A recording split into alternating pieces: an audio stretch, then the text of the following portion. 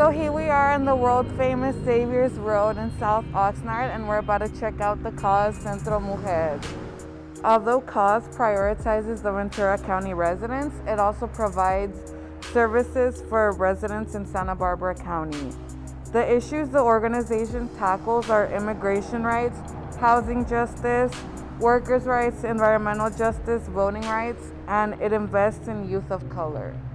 So the Central Coast Alliance United for a Sustainable Economy, otherwise known as C.A.U.S.E, has done a significant amount of work in Oxnard throughout many years, including winning a city living wage ordinance, expanding local bus service, winning more resources for college access for youth, uplifting farm worker rights, and improving the health of school nutrition services.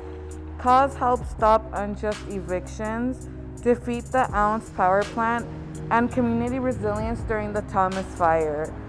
Although C.A.U.S.E prioritizes the county residents, it also provides services for the people in Ventura, Santa Barbara, Santa Maria, as well as Santa Paula. So thank you for listening. I hope you enjoyed learning about C.A.U.S.E. Make sure you check out the rest of the Radical Walking tours and make sure you like. Thank you.